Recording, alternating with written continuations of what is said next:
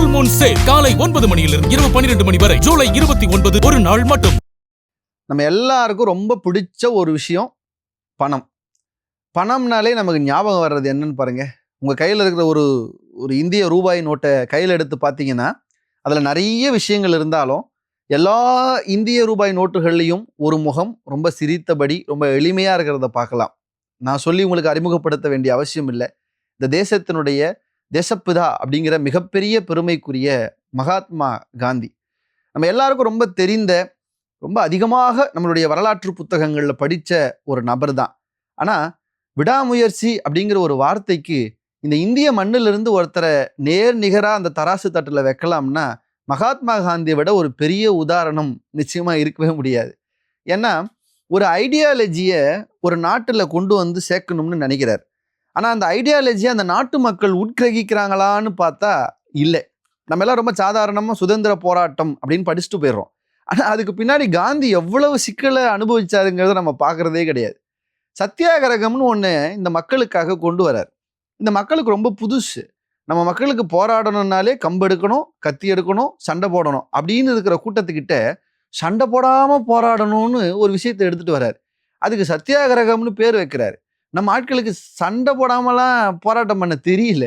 அப்படி இருக்கிற ஒரு பெரும் கூட்டத்தை இந்த சத்தியாகிரகம்ங்கிற ஒரு குடையின் கீழே கொண்டு வர அவர் பட்ட கஷ்டங்கள் இருக்கு பாருங்க. முதல்ல அவர் ஒத்துழையாமை இயக்கம் கொண்டு வரார். ஆனால் சௌரி சௌரா மாதிரியான இடங்கள் அது ஒரு பெரிய பிரச்சனையா ஆயிடுச்சு. அதை கைவிடுறார். திரும்ப சட்ட மறுப்பு போராட்டம், கதராடையை கொண்டு வருவது, அந்நிய துணி எரிப்பதுன்னு ஒவ்வொரு போராட்டத்தை மகாத்மா காந்தி முன்வைக்கும் போதெல்லாம் நீங்க வரலாறு படிங்க. அந்த போராட்டத்தை மகாத்மா காந்தி பின்வாங்கிறார். திரும்ப அதை நான் வாங்கிக்கிறேங்கிறார். ஏன் அதை செய்யறாருன்னா அவர் நினைச்ச மாதிரி அந்த போராட்டம் போய் முடியல. ஆனா நீங்க ஒன்ன கவனிக்கணும். ஒரு முறை கூட தான் நினைத்தது போல அந்த போராட்டம் முடியலனாலும் ஒருபோதும் அந்த போராட்டங்களை மகாத்மா காந்தி இதோட போதும்னு நிறுத்தினதே கிடையாது. அதனுடைய பெரிய சாட்சி தான் நாம் வரலாற்றில் படிக்கிற உப்பு சத்தியாகிரகம் அப்படிங்கிற ஒன்று. உங்க எல்லாருக்கும் தெரிஞ்ச கதை தான். ஆனால் நான் அதை இப்போ இங்கே சொல்றதுக்கு ஒரு பெரிய காரணம் இருக்கு. சிவில் டிசோபீடியன்ட் மூமெண்ட் அப்படின்னு ஆங்கிலத்தில் சொல்லுவாங்க. இந்த ஆங்கிலேயர்களுடைய சட்டத்தை எதிர்த்து ஒரு பெரிய விஷயத்தை செய்யணும்னு காந்தி முடிவு பண்றாரு. உப்பை சுயமாக காய்ச்சக்கூடாதுங்கிற விதியை நாம் மீறறன்னு முடிவெடுக்கிறாரு. தனியா போகல. நீங்க யோசிச்சு பாருங்க.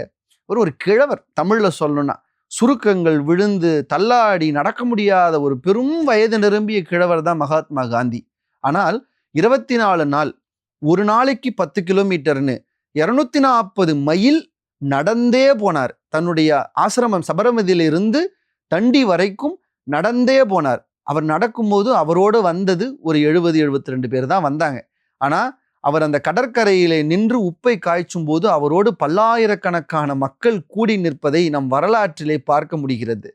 இந்த உப்பு சத்தியாகிரகம் தான் ஆங்கிலேயருக்கு எதிராக நம்முடைய சுதந்திர போராட்ட வீரர்கள் வீசிய சாட்டையிலேயே மிக பலமான ஒரு அடி அப்படிங்கிறது வரலாற்றை படிச்சவங்களுக்கு தெரியும். இந்த உப்பு சத்தியாகிரகம்ங்கிறது காந்தி உடனே செஞ்சது இல்லை.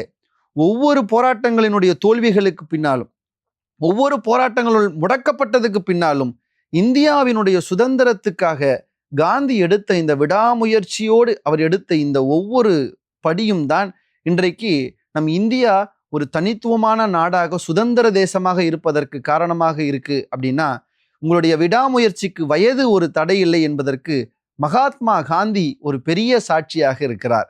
நன்றி, வணக்கம்.